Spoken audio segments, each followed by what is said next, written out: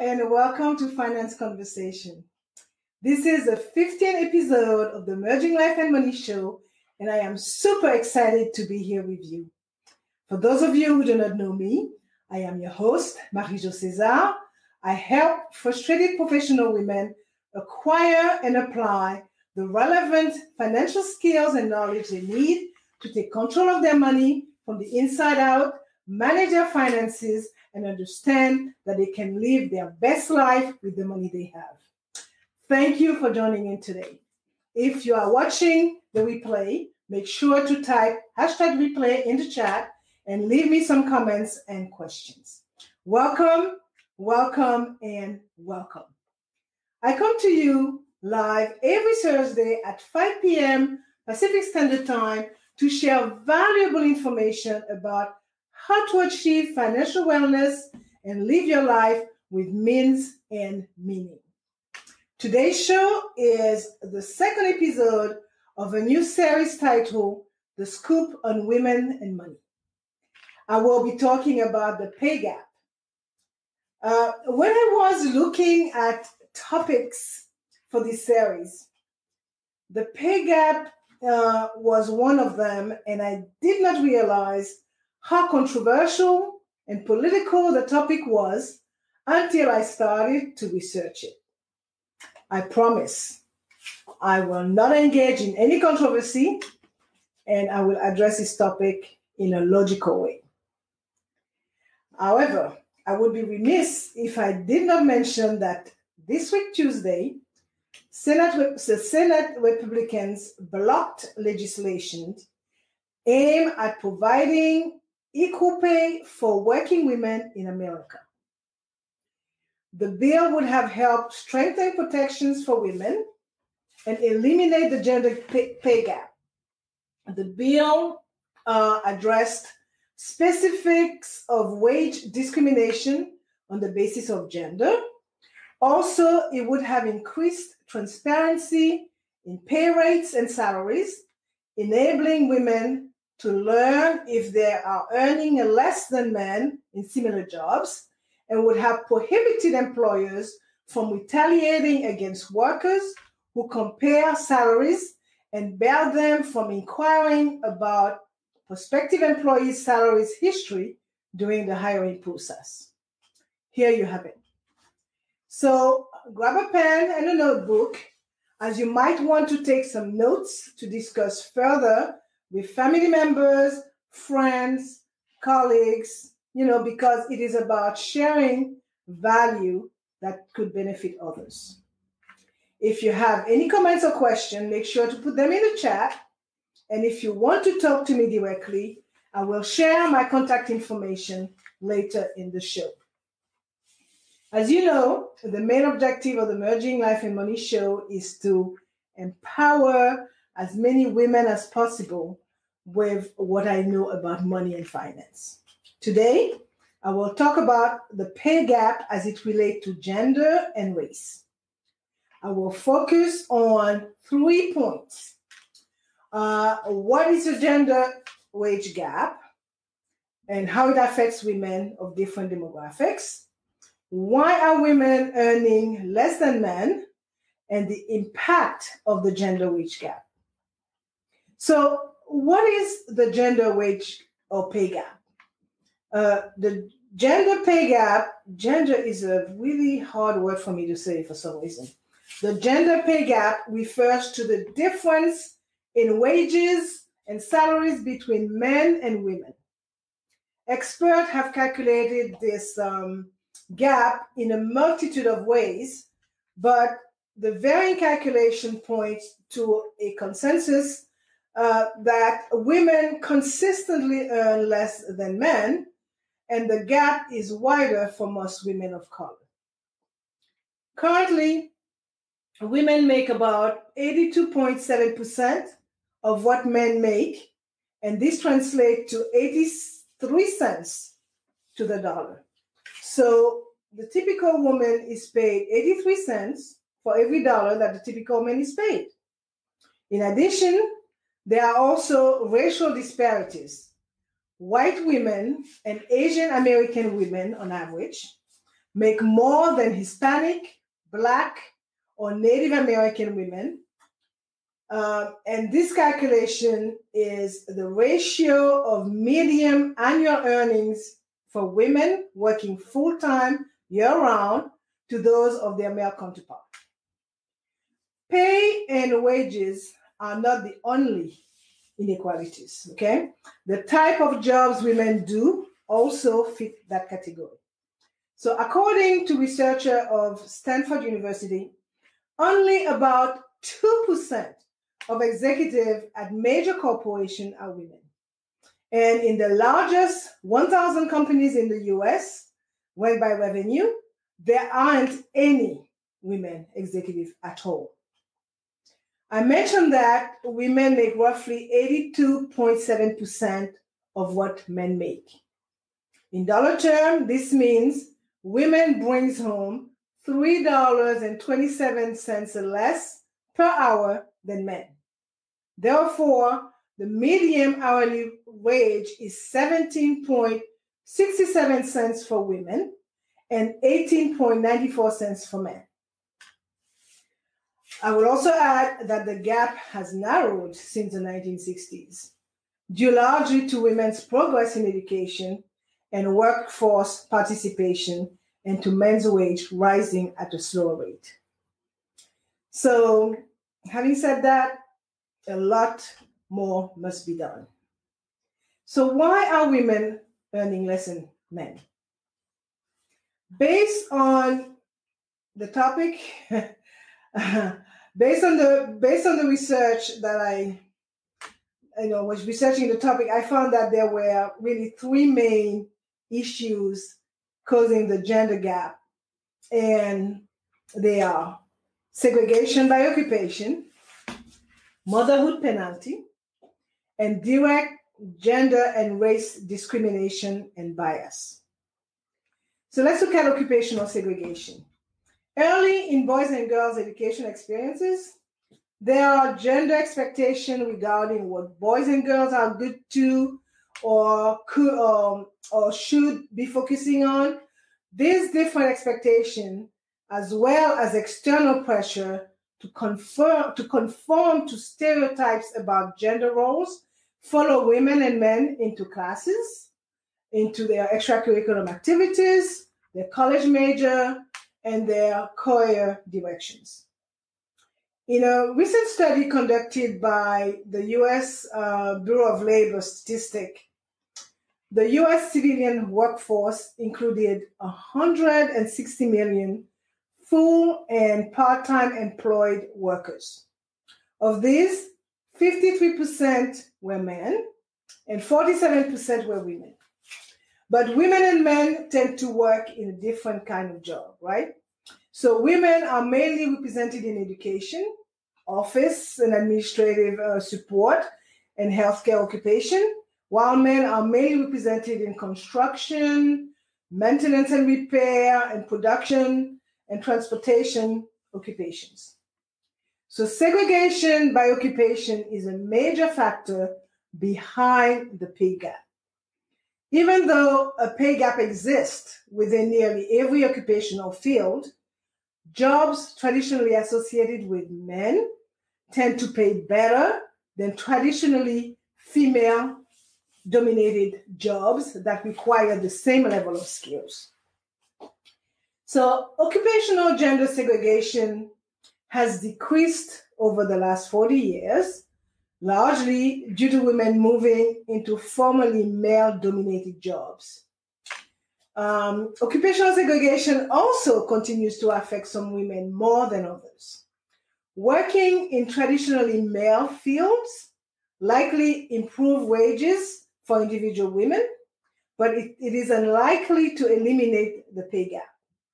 Women in such male-dominated jobs as computer programming still face a pay gap compared with men in the field, even though women in such jobs may be paid higher salaries than women in traditional female fields. And moving into a higher paying field can have diminishing return for women over time, believe it or not. A study of 50 years of US workforce data concluded that when an influx of women enters a previously male-dominated profession, average wages for the occupation as a whole actually decrease, even for men in the field.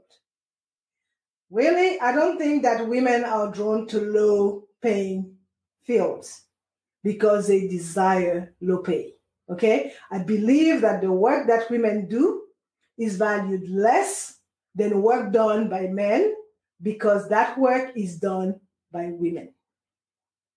Lastly, what does the wage gap mean for American women?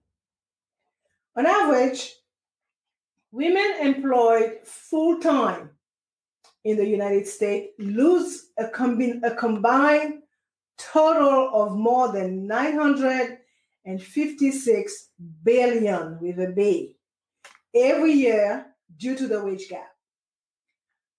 These lost wages mean women and their family have less money to support themselves, save and invest for the future, and spend on goods and services. Women, their families, businesses, and the economy suffer as a result.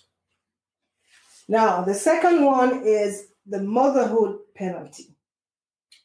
Becoming a parent produces very different professional outcomes for women and men.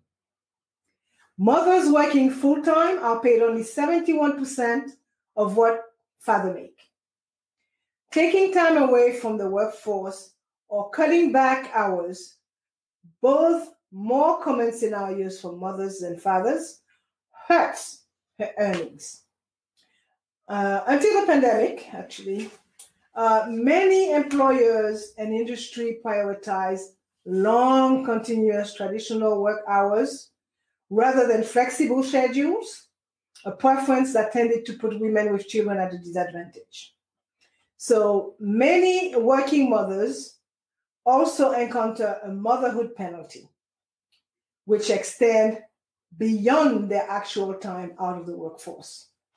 Experimental studies have documented that employees are less likely to hire mothers, including mothers who never left the workforce, than they are to hire women without children.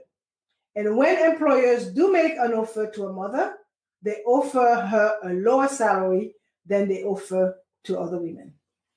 So the magnitude of the penalty for mothers in the workforce has remained steady for the past few decades and even increased slightly for some mothers after accounting for education and work experience.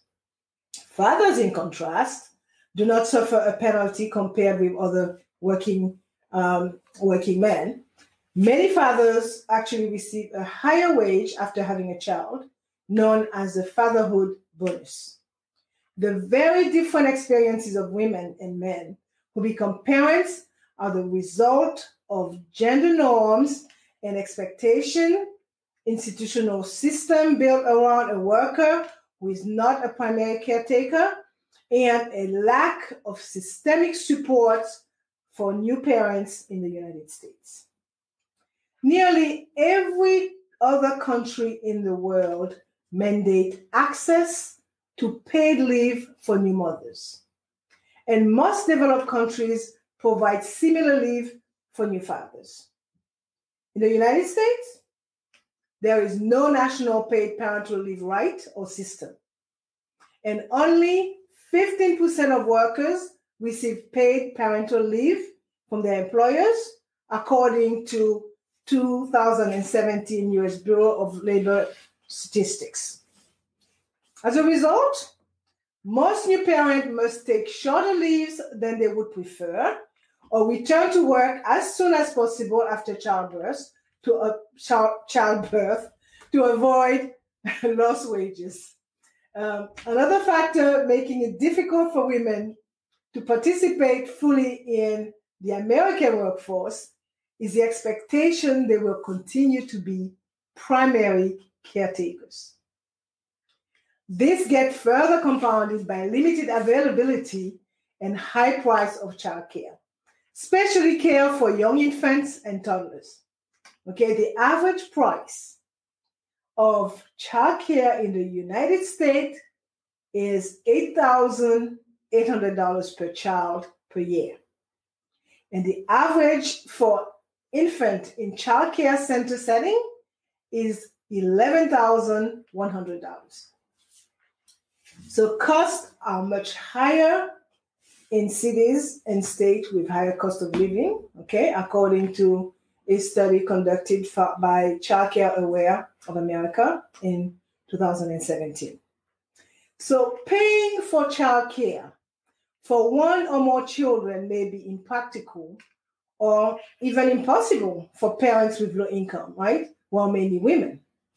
So as a result, mothers who might otherwise remain in the workforce may lose years of earnings and salary history as they care for their children. The last but not least issue causing the gender gap is direct gender and race discrimination and bias. Direct discrimination and bias against women in the workplace are corporate in the pay gap. Okay, so each year, the EEOC, which is the Equal Employment Opportunity Commission, receives thousands of sex, race, and other pay discrimination complaints, and many of these, and of course, many of these are decided or resolved in favor of the person who filed the charge, according to 2018 data. In part, due to persistent sex discrimination, women are also less likely than men to reach the highest paying leadership and executive positions. Statistics show that pre-pandemic, women held very low percentages of private sector executive positions, and women of color were particularly unlikely to hold such position. As noted previously, women of different racial and ethnic groups in the United States have widely varying gap in their earnings when compared to white men. This statistic reflects cumulative disadvantages resulting from different circumstances and opportunity, including direct and structural racial biases, the effect of gender bias, and the intersectional effect of belonging to groups that experience unique stereotypes and bias. For instance, while all women are underrepresented in executive positions relative to their labor force participation, Black women are the most underrepresented of any group. The intersectional impact of race and gender biases contributes to the overall gender pay gap, as women of color experience pay outcomes that are worse than would be predicted by additive effect of race and gender separately. In other words, when closely examining the impact of race and gender, as well as other factors, on the pay of Black men, Black women, white men, and white women, it is clear that Black women experience a large gap that cannot be attributed to other observable characteristics, such as occupation and education, or by race or gender separately.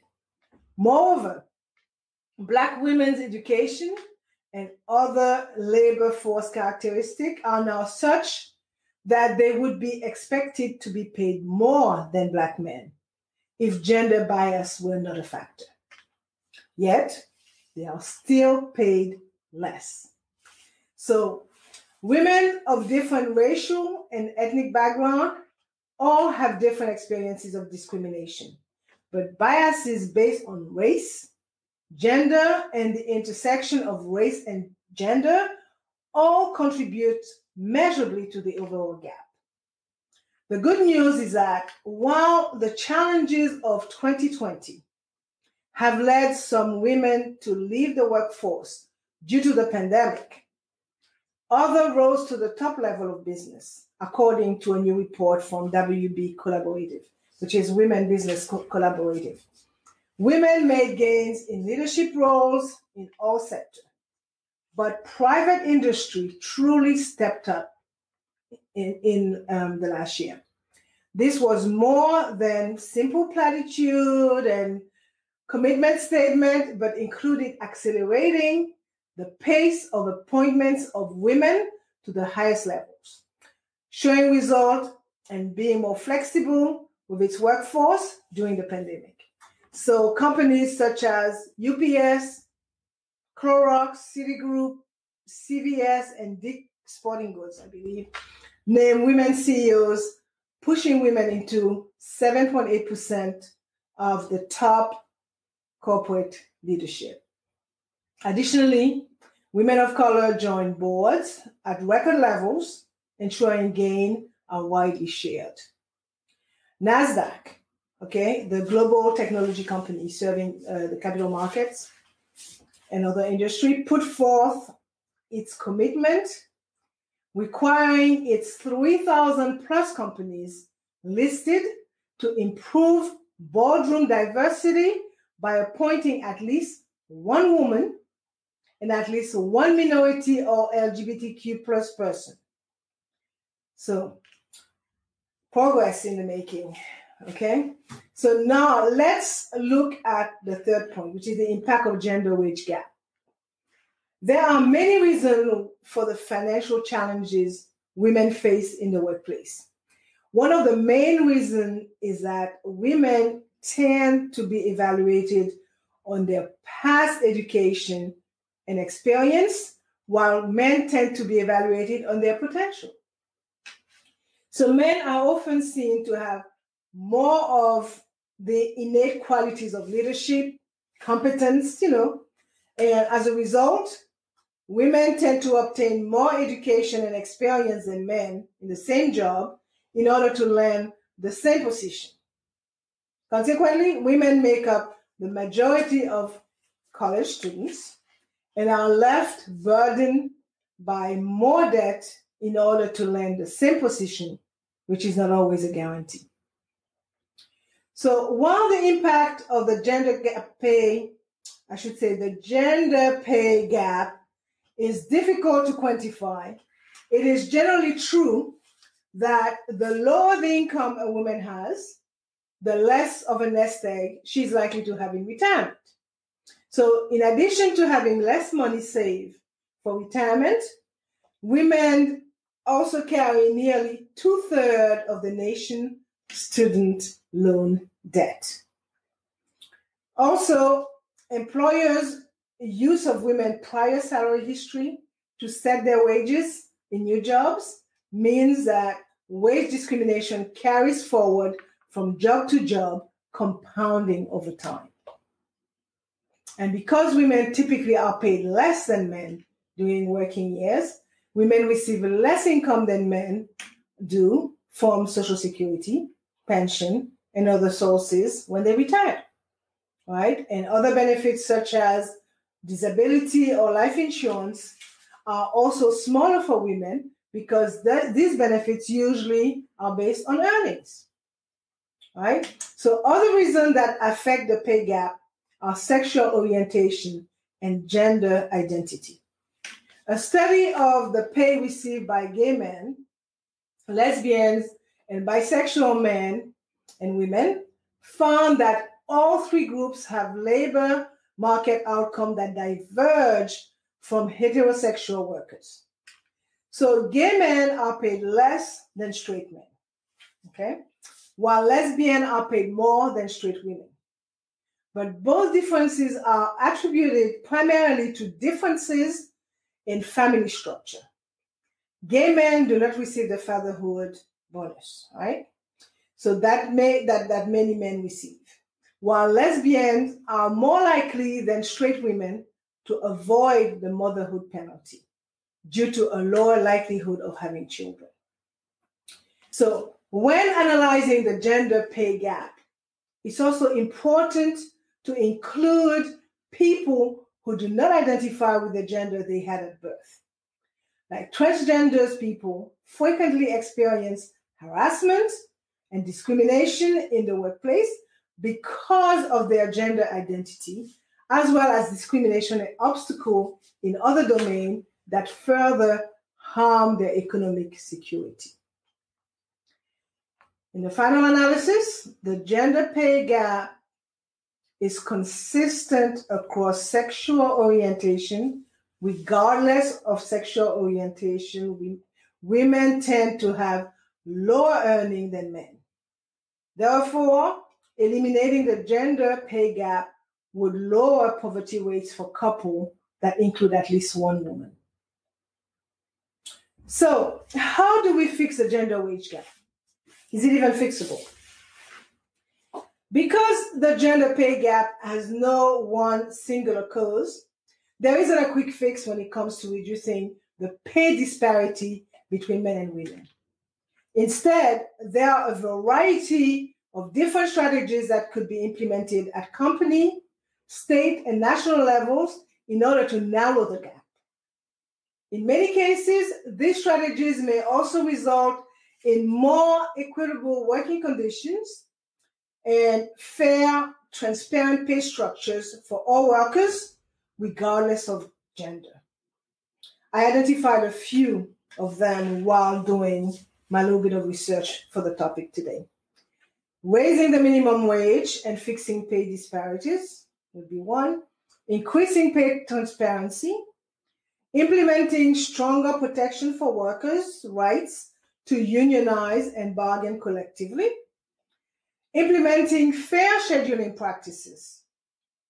Expanding paid family and medical leave. Increase access to childcare. Stopping basing employee pay on salary history. And improving work-life synergies. So guys, listeners, followers, eliminating the wage gap would provide much needed income to women whose wages sustain their households. I'm going to wind down here. Still a lot to be said, and do a quick recap. Today I talked about what is gender wage gap. I talked about why are women earning less than men. And I also talk about the impact of the gender wage gap and how it might be fixed. Okay. So before I forget, let me share my contact information. You can reach me by sending me an email at mj@marijocesar.com or by sending me a DM via Messenger. And I am going to leave you with these last thoughts. The pay gap affects women from all backgrounds, at all ages, and at all levels of educational achievement. It has lifelong financial effects. It follows women throughout their time in the workforce and even after they leave the workforce. So closing the gender pay gap would have a large impact on women, their families, and the economy. Eliminating the gender pay gap by increasing women's pay to match that of women of the same age and education level would cut the poverty rate for all working women in half, regardless of their family structure. As you know, I like to end the show with a quote, and today's quote is from Barack Obama, and it reads, "Women are paid 77 cents on the dollar for doing the same work as men. It is not a myth. It is math, M-A-T-H. For more information about how to achieve financial wellness from the inside out and live a purposeful life with the money you have, join me next week, Thursday at 5 p.m. Pacific Standard Time, 6 p.m. Mountain Standard Time, 8 p.m. Eastern Standard Time, 9 p.m. Atlantic Standard Time. I will be discussing, I don't know yet, but something interesting. So thank you for being here today on the Merging Life and Money Show. I am your host, Marie-Jo César. I will be back again next week. Until then, continue merging life and money. Bye for now.